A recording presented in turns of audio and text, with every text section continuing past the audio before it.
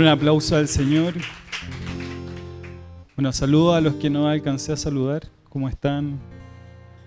Estaba como aquí lleno, estamos medio descompensados. Si estuviéramos en un bote, nos estaríamos volcando.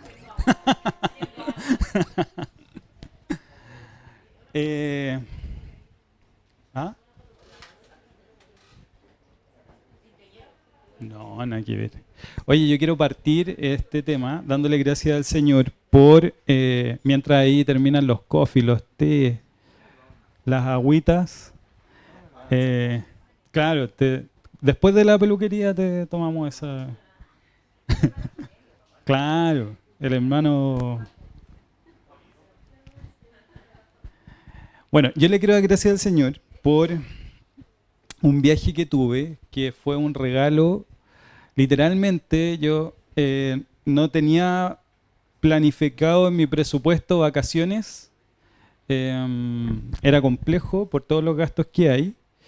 Y mi mamá me llamó un día y me dice, Rigo, en realidad me llama mi hermana y me dice, Rigo, mi mamá quiere comprar un crucero y te quiere invitar. Y dije, nah. Así que búscalo tú. Mi mamá me invitó.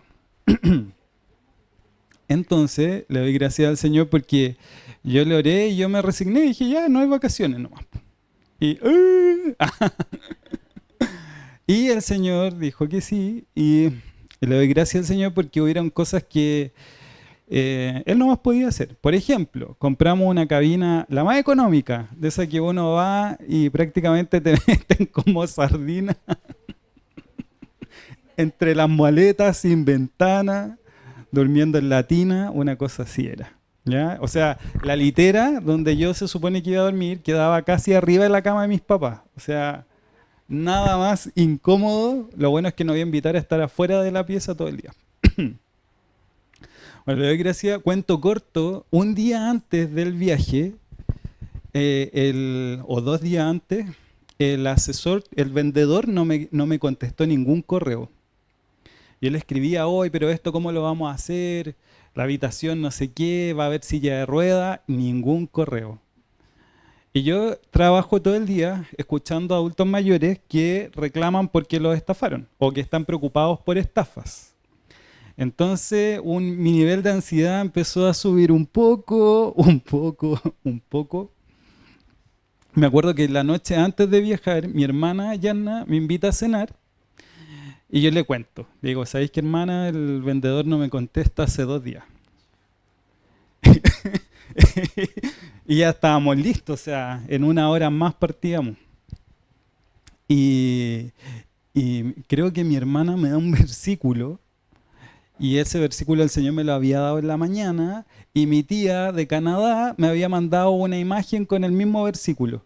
Entonces dije, ya, esto es del Señor, así que confío en Él y voy nomás. Pero igual iba así como, porque si quedo en Argentina, porque el crucero partía de Argentina, con mis papás allá, ¿qué hago? Comer carne nomás.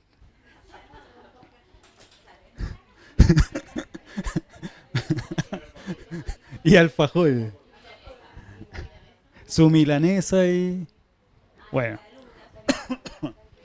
Mira, cuando llegamos y pasamos Policía Internacional, y ahí yo descansé, y cuando llegamos a la habitación, abrimos la puerta y veo luz. Y yo dije, oh, wow. Y bueno, le dije, papá, nos equivocamos, esta no es nuestra habitación si nosotros no compramos esto, porque era una habitación grande, uno se podía mover, mi cama no estaba pegada al techo, sino que estaba en el piso, la cama de mis papás estaba más allá y tenía ventana. Entonces, papá, esto no es de nosotros. Y mi papá agarra las tarjetas y me dice, pero si nuestros nombres están aquí. Y así, oh, wow. Y él les decía, esto no es lo que compramos. Pero el Señor nos había dado, nos hizo un upgrade para que estuviéramos ahí súper cómodos. Estábamos al lado del ascensor, por ende mi mamá no tenía que caminar. Y el Señor lo hizo. Pero en este viaje orando, el Señor me mostraba que yo también iba a ser confrontado con algunas situaciones que yo pensaba que iban a ser los ronquidos de mis papás. Pero para la gloria del Señor, Roncaron la última noche. Solo la última noche. Pero sí hubieron muchas áreas que el Señor confrontó hasta el día de hoy y ha hecho un trabajo quirúrgico para exponer lo que hay en lo profundo de mi corazón. ¿Quién se ha sentido en este tiempo, ya entrando a la enseñanza hoy día, confrontado con las enseñanzas que hemos visto, con su pecado, con las situaciones que ha estado viviendo? Levante la mano, yo. ¿Cierto? Muy bien. Entonces, hoy día vamos a trabajar respecto a este tema, que es el orgullo, con la foto de Francisco después de la peluquería. Y, ok, vamos a estar trabajando respecto a lo siguiente. Ustedes podrán decir, ya el orgullo es algo piola, que quizás yo experimento de repente, o puede ser que no se ha dado cuenta que hay orgullo en el corazón. Pero hay una verdad, que es que el orgullo es muy destructivo, ¿ya? Y el Señor en su misericordia va a permitir que nosotros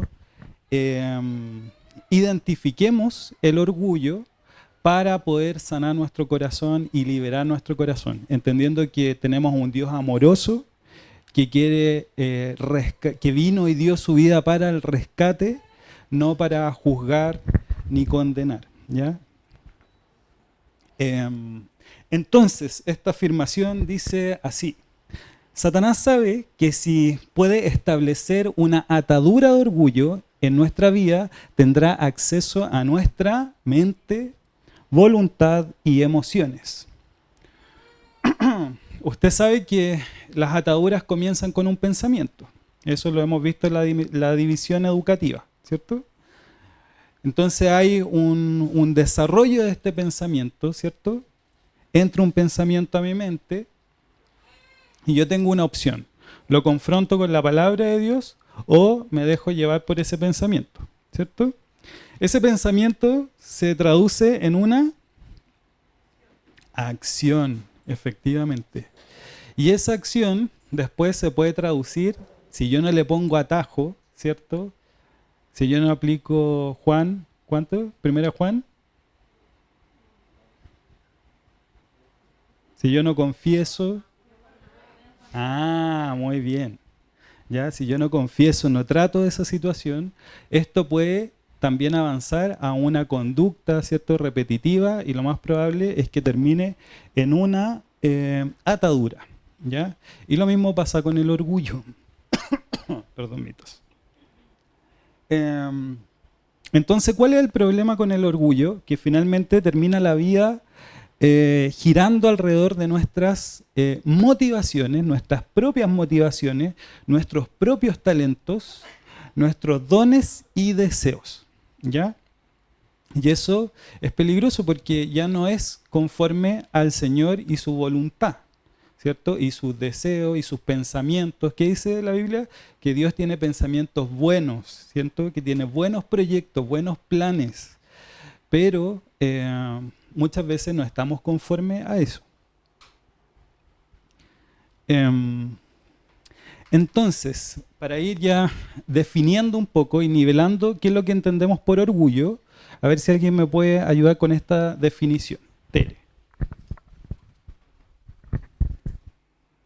Exceso de estimación propia por lo que uno se cree superior a los demás debido a cualidades o posesiones, como el talento, la belleza, la riqueza, el rango u otras, y que lleva a mostrar desprecio a los demás o mantenerse alejado de su trato, y actuar con insolencia, arrogancia y altivez, que ciega a su poseedor a las debilidades y peligros y pavimenta el camino a su humillación y destrucción. Delicado, ¿cierto? Porque uno dice, ya orgullo. Pero si empieza a ver la definición del orgullo, yo quedé con la misma cara. Dije, ups, esto no es tan así nomás.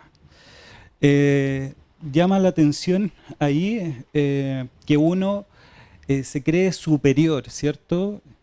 Y Y muchas veces esa superioridad puede venir por las posiciones, incluso por los talentos que yo tengo, ¿cierto?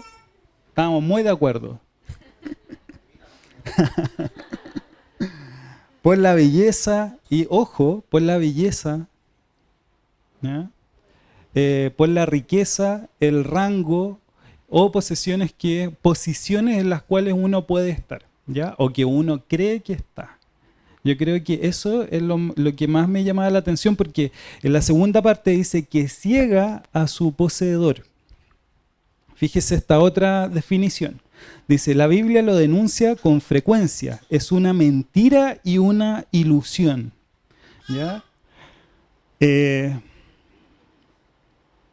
Por el que nos atribuimos algo que no poseemos o que no hemos adquirido por nuestras propias fuerzas. O sea, muchas veces a mí me ha ocurrido que el Señor me ha puesto en lugares de jefatura y de repente ha pasado ese pensamiento, se los cuento a ustedes nomás, es decir, oh, llegué aquí por mi esfuerzo. Y mentira, porque siendo así sincero, así como de los más inteligentes y de esfuerzo, esfuerzo, esfuerzo, no digamos que hay mucho. Pero el Señor, en su misericordia, me ha permitido llegar a esos puestos para que Él se glorifique en mi debilidad y Él me muestre que sí puede hacer posible cosas que para mí son imposibles.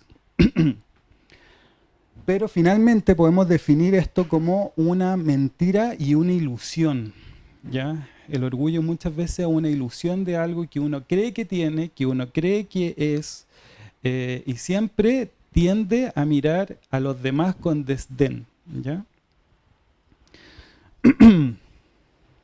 Entonces, Gálatas 6:3 dice, porque el que cree ser algo, no siendo nada, a sí mismo se engaña. ¿Ya? Ahí está bíblicamente. Y Isaías dice, ¿cómo caíste del cielo, lucero, hijo de la mañana? Cortado fuiste por tierra, tú que debilitabas a las naciones, tú que decías en tu corazón, subiré al cielo, en lo alto, junto a las estrellas de Dios.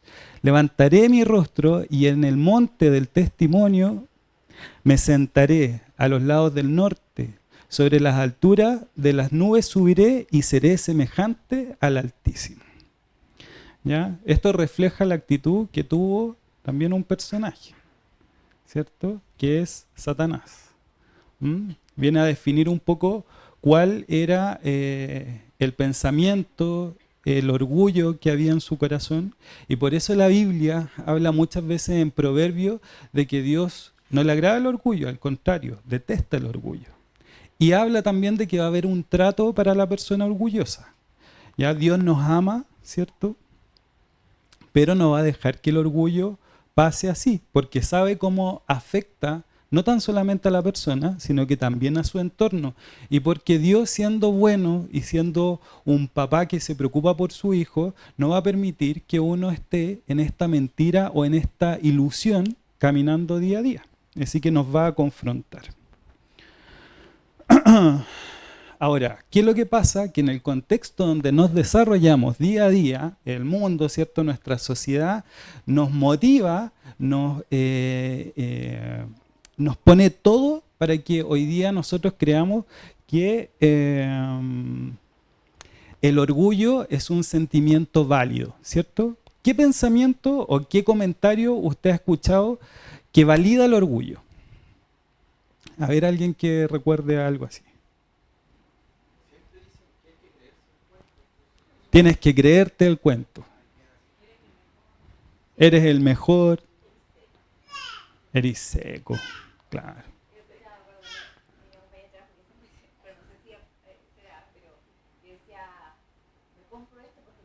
Me lo merezco, exacto. Y Dios proveerá. Me lo merezco, sí. Porque yo lo valgo. Ego. Había un desodorante incluso. Claro, lo logré por mi propio esfuerzo. ¿Cuál? Estoy bien así, claro. No necesito nada. No necesito cambiar, ¿para qué? Sigue tu corazón. Ámate a ti mismo. Sánate a ti mismo. Ah, claro. O la autoayuda. Ese también. Va. Claro, tú puedes en tus propias fuerzas. Finalmente eso es lo que hay detrás. No necesitas a nadie, sino que tú eres autosuficiente. ¿Ah?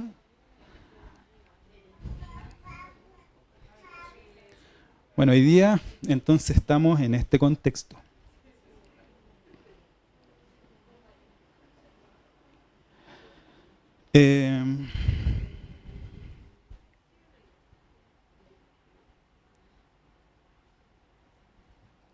Hoy día, finalmente, esta imagen de acá refleja que muchas veces el ego se infla porque tenemos también gente que está alrededor diciéndonos, hoy sí, tú eres lo mejor. Y ya conocemos finalmente este tipo de relaciones danger, ¿cierto? Peligrosas porque finalmente uno termina creyéndose el cuento también, como alguien dijo. Entonces es complejo ese contexto. Y finalmente vemos en la otra imagen que muchas veces el orgullo esconde sutilmente o enmascara inseguridades que pueden haber en el corazón. ¿Ya? Entonces yo para tapar todas esas inseguridades me vuelvo una persona orgullosa, ¿cierto? Para que alguien no me haga daño, yo creo una persona más fuerte, una persona que dice, hey, aquí no entran balas. ¿Ah? O yo no voy a permitir que esta persona me trate de esta forma que me dolió, que quizás en otra oportunidad lo experimenté, y voy a poner este antifaz para que, y me voy a repetir eso, para más remate, de que soy esto otro, para que no afecte dolores que quizás tengo en el corazón.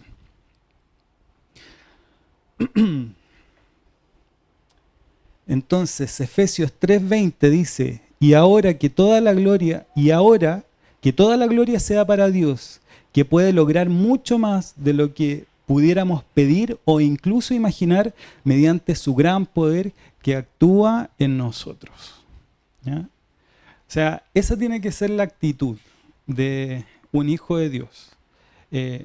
Yo finalmente puedo decir, yo no tuve vacaciones este año por mi gran plan de ahorro o por mi gran sueldo, porque no es ninguna de las dos, sino que fue la misericordia de Dios y que hizo mucho más grande. O sea, mi expectativa de llegar a una caja de zapatos o una caja de sardinas donde íbamos a dormir por 9 noches con mis papás y la batería que había de fondo, pero finalmente el Señor hizo mucho más. Hizo que 9 noches fueran en silencio, 8 noches fueran en silencio, que durmiéramos cómodos, que tuviéramos todas las necesidades cubiertas de comida, ¿cierto? De diversión, etcétera. Pero fue algo que el Señor lo hizo y que fue mucho más de lo que yo podía imaginar. Aunque Dios nunca deja de amarnos, no pasa por alto nuestra pecaminosidad. Entonces el Señor también va a trabajar el orgullo en nuestro corazón. Y así vemos 2 ejemplos que hoy día queríamos trabajar. Permiso. Uno está en 2 de Crónicas 26.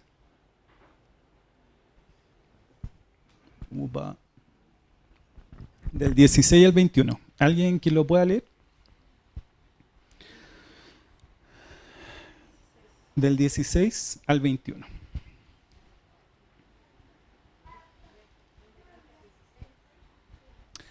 Eh, 26 del 16 al 21. ¿Quién?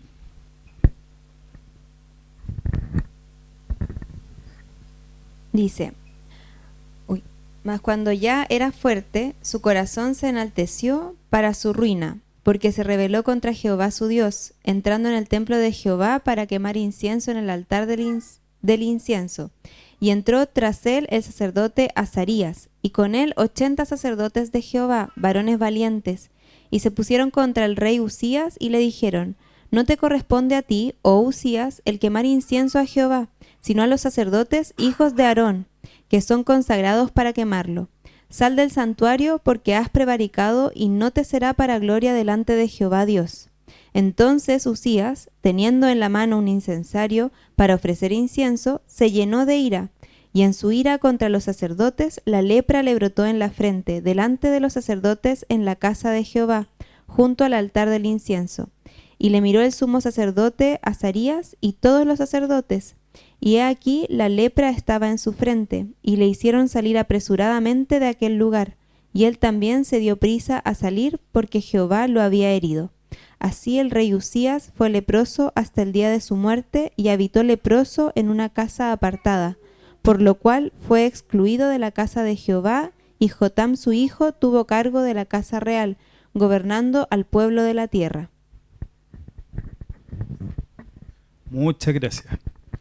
Bueno, esta imagen es de una película que se llama The Kingdom of Heaven, que habla o que muestra a un rey de Israel que le pasa esto, ¿ya? Que finalmente tiene lepra y que muestra ahí lo difícil que era y también las consecuencias que tenía, porque él tenía que ir a la pelea con todo el dolor y todo el esfuerzo que tenía que hacer. Bueno, mejor, no sé si la vean, no se la recomiendo, pero habla al respecto, ¿ya? Y habla de Osías, este rey, que él dice, bueno, ¿sabéis qué? Yo voy a asumir este rol. Soy autosuficiente, llevaba como 50 años de reinado cuando él dice, por el orgullo que había en su corazón, yo voy a tomar un rol que no me corresponde finalmente, ¿ya? Porque sabemos que los sacerdotes que podían entrar al templo no podía ser cualquier persona que llegara, ¿cierto? Sino que tenían que ser de la tribu de Leví, ¿cierto? Y ahí valientemente Azarías lo confronta y le dice, ¿sabes qué? No pasa nada. Finalmente usted no tiene las credenciales para entrar a este lugar ni para hacer este ejercicio porque el Señor instruyó que nosotros fuéramos los que hiciéramos esta acción, ¿ya? Entonces, finalmente viene inmediatamente la consecuencia que fue la lepra, ¿cierto? Que fue como un sello de este rey. Esto se da en el contexto en que después Isaías tiene esta visión estando muy complejo, me imagino, por todo lo que estaban viviendo, pero tiene esta visión de Dios, ¿ya? Eso lo venía escuchando antes de venir para acá, entonces lo encontré súper interesante. Un ejemplo entonces que vimos es este, y otro ejemplo que hay es el de Nabucodonosor, ¿ya? Si vamos a Daniel 4, vamos a ver la situación de Nabucodonosor y la vamos a estudiar en grupos, ¿ya? Para responder unas preguntas. Entonces, ¿qué vamos a hacer? Nos vamos a juntar en grupos de 3 o 4 personas rápidamente y vamos a responder estas 4 preguntas. Primero, en grupo, leer Daniel capítulo 4 completo. Pueden ahí dividirse ciertos tramos o que una persona de lectura fluida pueda hacerlo. Y después vamos a responder estas 4 preguntas. La primera era, ¿cuál era la actitud que tenía Nabucodonosor? Ojo ahí para que lo vayan identificando a medida que van leyendo. Segunda, en la visión, ¿por qué se tenía que cortar el tronco? ¿Qué debía hacer el rey y qué efecto tendría el rey, haciendo alusión a Nabucodonosor? Ahí hay una R mayúscula mal. ¿Y qué efecto tuvo este proceso en el corazón del rey? Entonces vamos a tener 5 minutos para esto. Lectura flash. Los que están en su casa también pueden ahí revisar Daniel capítulo 4 y ir desarrollando estas preguntas.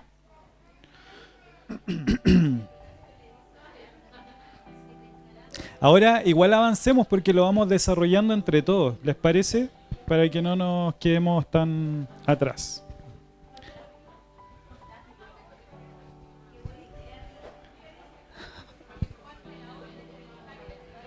Ya, entonces, ¿quiénes voluntariamente quieren comentar la pregunta número 1 que dice? Atención acá, chiquillos, para que lo desarrollemos entre todos. El aire acondicionado me tiene medio complicado. Entonces, la pregunta número 1 dice así. ¿Cuál era la actitud que tenía Nabucodonosor? Esto es un trabalengua este nombre. El Nabu. ¿Quién quiere? Aquí hay un grupo que terminó en el tiempo exacto, así que lo vamos a felicitar y vamos a dejar que ellos también respondan esta primera pregunta. Si alguien quiere complementar, lo puede hacer, ¿ya? Pero, a ver, ¿quién quiere ahí?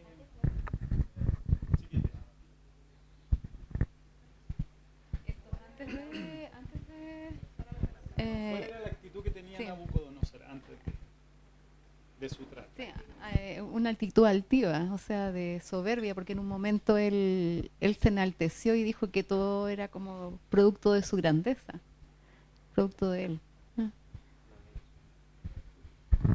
Muy bien. ¿Algo más que quisieran acotar? Lo mismo. Muy bien. Idem. Claro, como que él observó el reino y dijo, todo esto es producto de mí. ¿Ah?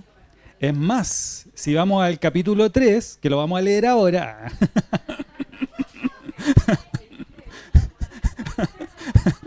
Bueno, ahí hay algo más que quieran agregar.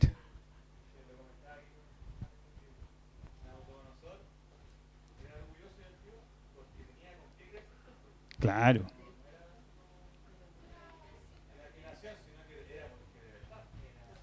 Tenía todos los elementos para que su corazón se enorgulleciera.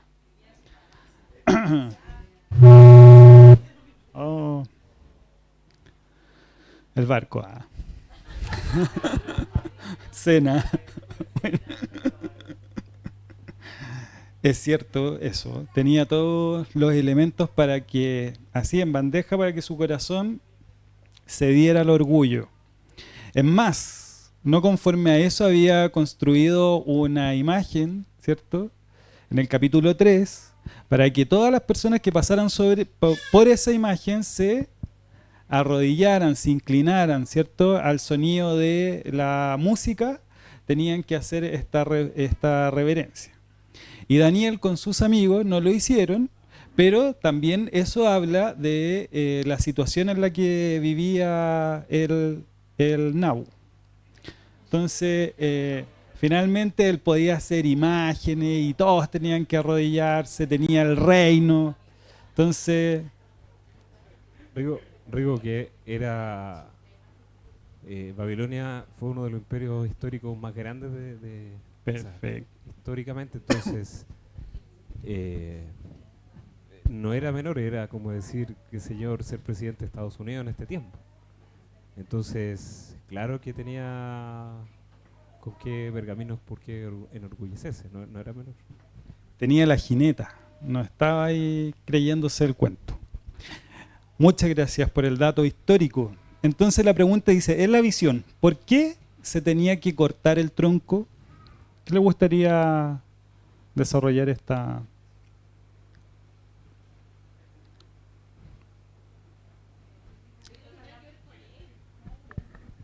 A ver, cuéntanos un poco más, Pati. Sí, yo creo que tenía que ver con él. Es como... no sé. Next.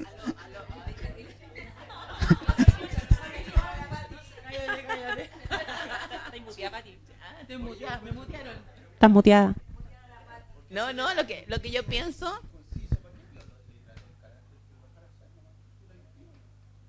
Oh, que eres poco misericordioso. No, yo creo que tiene que ver con el altivez, que era confrontarlo a él y que había que derribarlo, porque era... Entonces la única forma era cortarlo completo, de manera literal, pero porque en las condiciones que él después estaba. Así. Sí, nosotras como grupo hablamos de la poda, digamos, la poda que le hizo el Señor al Nabu, porque le quitó como todo lo lindo, así todo lo que era, de lo cual él podía jactarse, se lo quitó, pero vemos la misericordia del Señor porque dice, más la cepa de sus raíces dejaréis en la tierra. O sea, lo podó, pero no lo arrancó del todo, fue como, lo dejó vivo, digamos, pero él hizo una poda profunda. Y bueno, yo ahora estaba meditando por qué se tenía que cortar el tronco. Pienso también en la misericordia del Señor con el quebrantamiento. A veces nosotros le hacemos el quite al dolor, po, como que no nos gusta. Y yo, de una manera inmadura, yo podría pensar como, ¿por qué el Señor me tiene que podar? Porque me va a doler, po. El Señor quita como esos adornos, esas cosas innecesarias. Pero veo también la misericordia del Señor con él. Y bueno, principalmente para mostrar su grandeza. Y tuvo misericordia de él porque no lo mató, o sea, lo dejó vivo, pero le enseñó. Y meditaba en eso, como la bendición del quebrantamiento. Porque estoy segura que Nabucodonosor salió mucho mejor de ese proceso. O sea, es lo que se dice al final. Claro que él lo reconoce como Señor. Y con ese entendimiento del Señor, me imagino que su reino fue mucho más efectivo.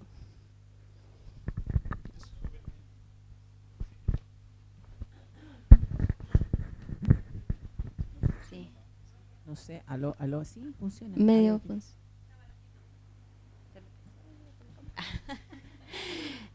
No, que yo les comentaba a las chiquillas como un dato, pero esto ya también es una interpretación mía de persona que viene de zona agrícola.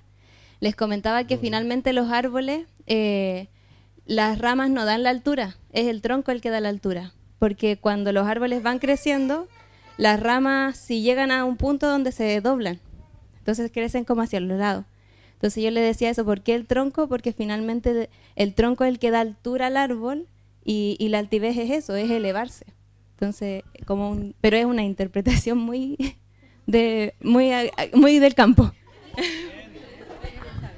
Muy bien, porque finalmente el orgullo es la altivez.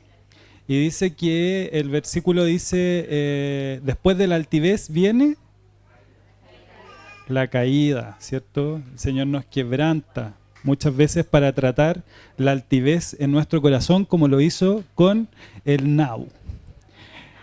¿Qué debía hacer el rey y qué efecto tendría en él? Arrepentirse, ¿cierto?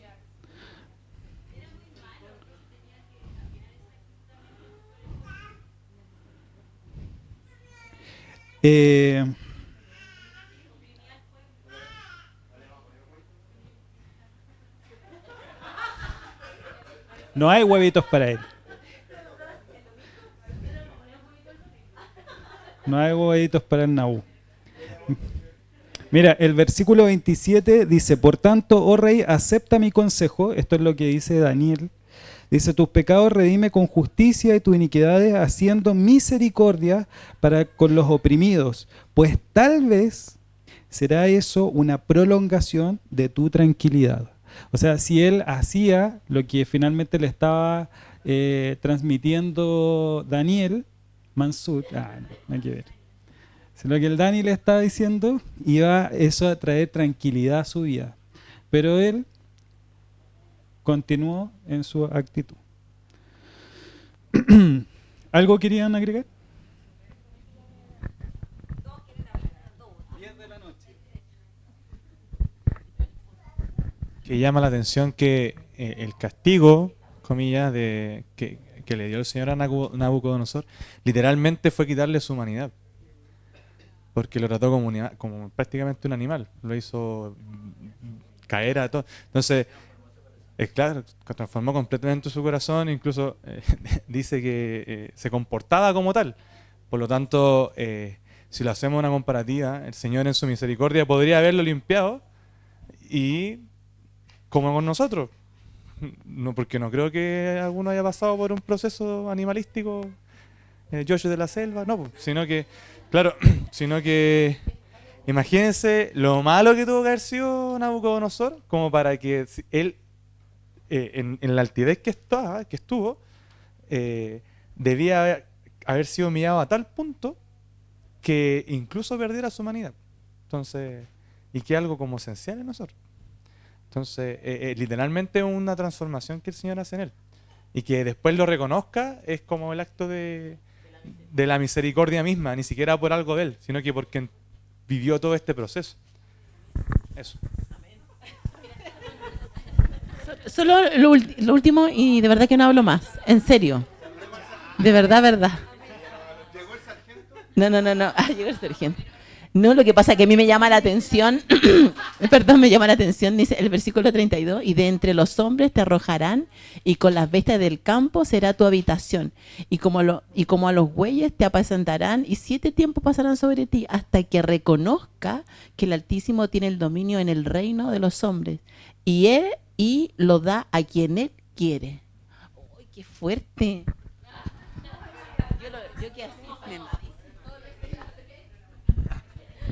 Es que para complementar otra. Oye, sargento, llévese la presa. A ella, llévesela.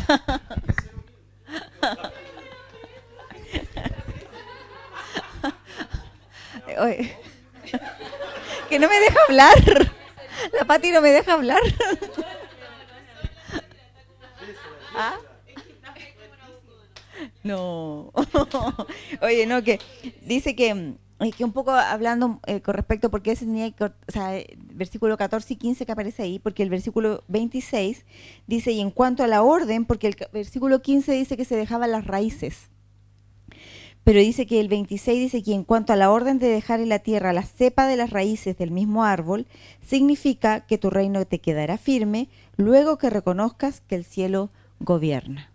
O sea, que finalmente ese es el objetivo en el fondo de dejar la cepa de las raíces. O sea, ese era el significado de solamente cortar el follaje y dejar el tronco.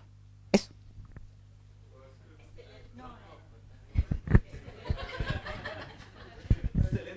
¿Quién es su líder?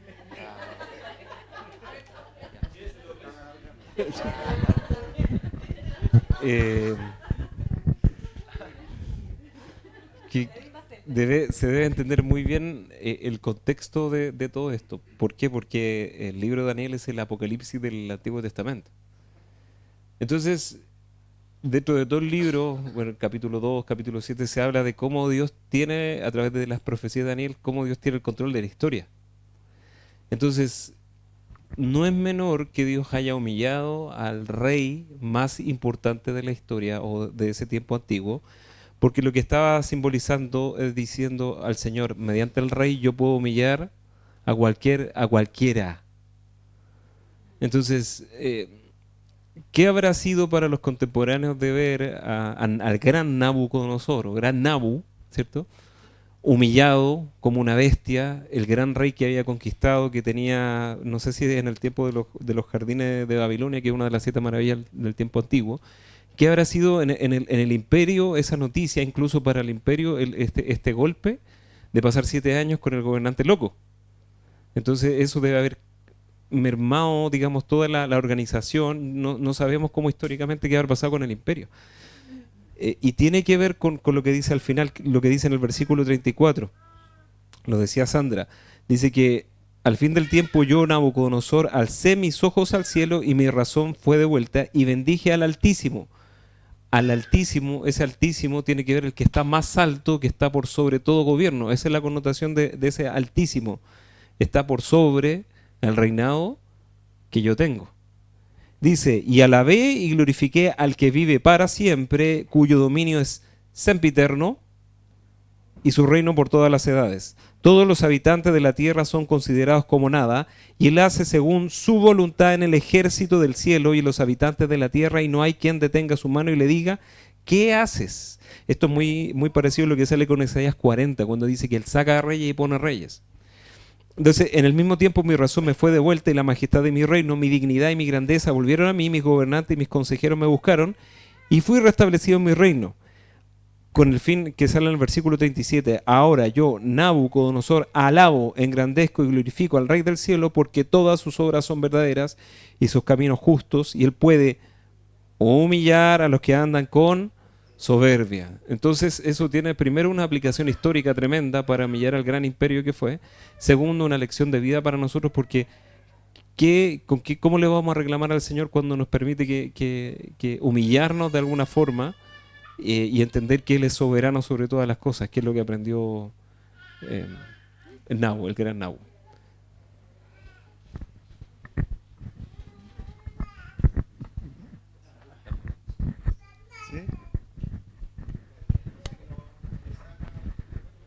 ¿Aló, aló? Bueno, yo creo que el Señor quería trabajar con este ejemplo. Vamos a dejarlo hasta acá por tiempo, porque si no estaríamos hasta las 12 con las 50 diapositivas que quedan. Pero para concluir, finalmente el orgullo nos impide experimentar esa relación íntima con Dios. Nos impide el tener relaciones saludables con otros, porque estamos más preocupados de nosotros que del prójimo, ¿cierto? Y nos impide disfrutar la riqueza de ser un hijo de Dios, porque muchas veces el orgullo nos lleva a desenfocarnos de Dios.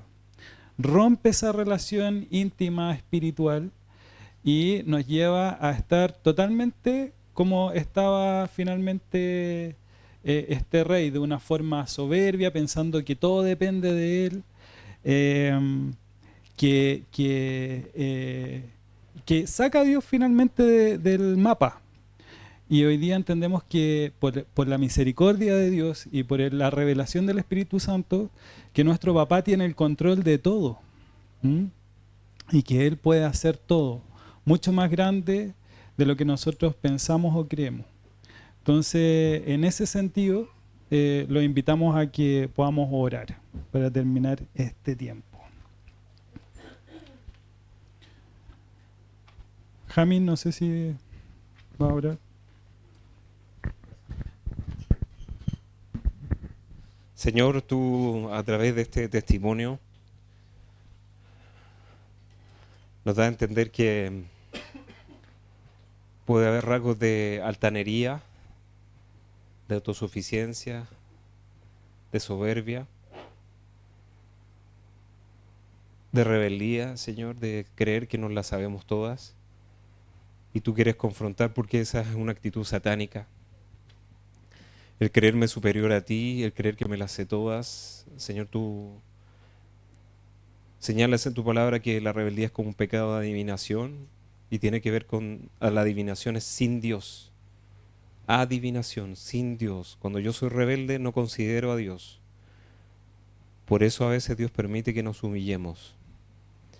Y si usted fue humillado o está siendo humillado de alguna forma, es porque Dios quiere enseñarle que Él es el soberano. Dele la gracia al Señor y dígale: sí, Señor, yo me humillo voluntariamente para reconocer que tú eres el Señor del cielo y la tierra, que tú gobiernas, como lo reconoció Nabucodonosor, tu gobierno es siempre y para siempre, y que yo te debo toda la adoración, toda mi rendición, porque no tengo nada de qué jactarme. Señor, si hay en mi corazón orgullo por conocimientos, por carrera, por aptitudes, creer que tengo algo bueno, Señor, yo renuncio a eso, renuncio a toda altanería, porque la Biblia dice en Santiago 1 que toda dádiva y todo don perfecto viene del Padre de las luces. Si usted algo ve bueno en su vida, es porque Dios le dio dones, talentos. Dele las gracias por sus dones y reconózcanle que son de Él. Que si usted está en algún puesto importante aún en su trabajo y ha escalado y tiene importancia, ha sido del Padre, no ha sido usted, ha sido la misericordia y la fidelidad de Dios. Si usted ha recibido cosas, si ha llegado, no crea que es su inteligencia, no creamos que es por nosotros, es por la gracia de Dios.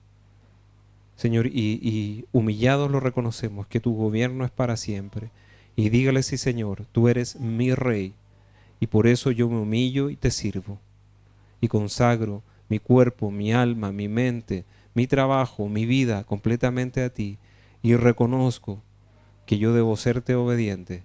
Eso es la humillación, es decir: sí, Señor, me hago tu siervo, me hago tu sierva. Dígale: sí, Señor, yo te obedezco para hacer lo que tú quieres que yo haga, porque aparte de ser mi Padre, también eres mi Señor, y eso implica que yo asumo una actitud de siervo, de sierva, de servirte como tú digas. Adopte esa actitud de humillarse. Esto es algo que debemos aprender, que con estos 7 años de locura Nabucodonosor aprendió. Señor, que no pasemos por eso. Si hay algo que estamos sufriendo, algo que está doliendo en este día, que quizás nos lleve a la humillación, dele las gracias porque Dios le está salvando de alguien, de algo. Humillados bajo la poderosa mano de Dios, que es, Él los exaltará a su tiempo. Dice Primera de Pedro: humíllese.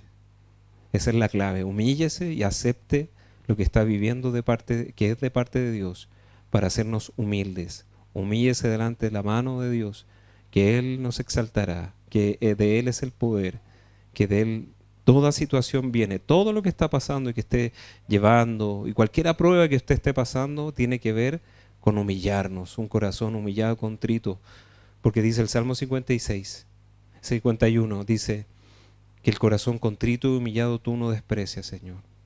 Humíllese delante de Dios, humíllese, diga: sí, Señor, reconozco que todo es tuyo y es para darte la gloria. Y dele la gloria por alguna cosa. Si usted se había de jactar, alábase en esto, dice: en conocerme y entenderme que yo soy Jehová.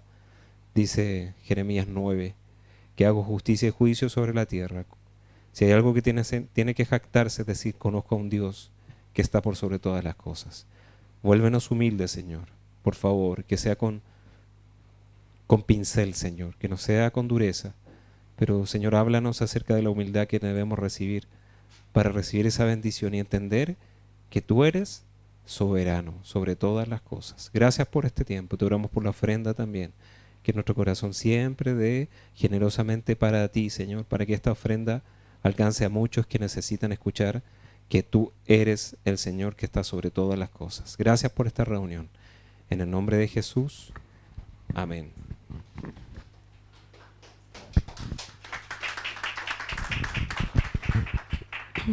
Bueno, gracias al Señor.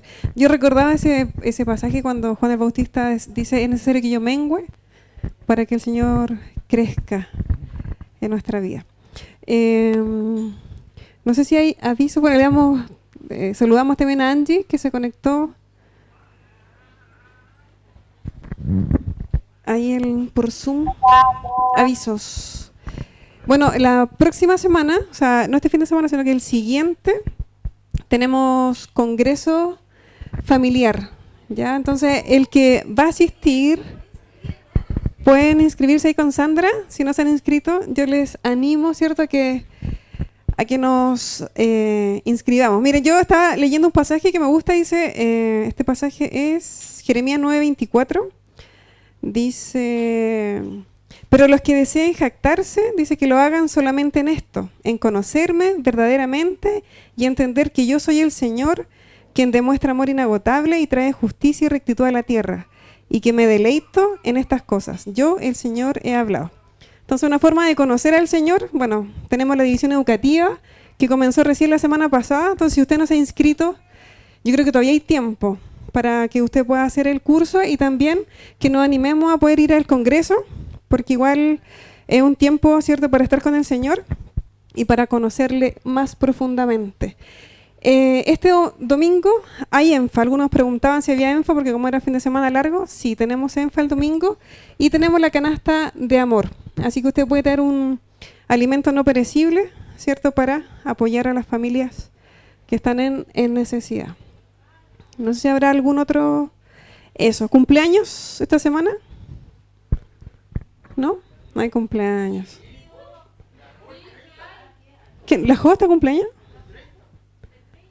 Ah, el sábado.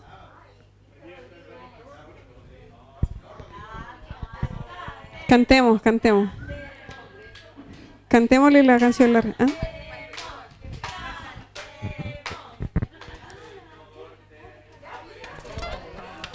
Invitamos a Jo acá al escenario.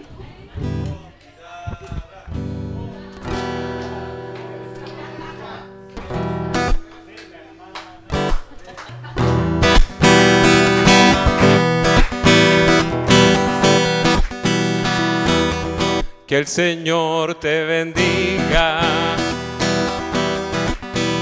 te guarde,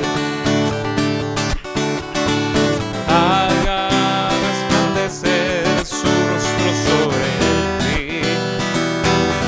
Que el Señor te bendiga, te guarde, haga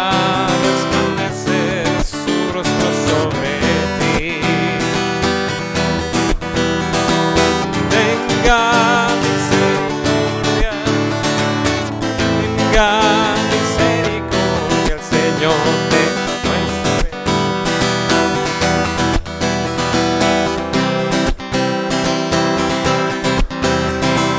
Te conceda la paz, te conceda la paz. Bendícela, bendícela, bendícela. Grande Yehova. Bueno, entonces el 30 en el departamento ahí de las chiquillas, celebramos.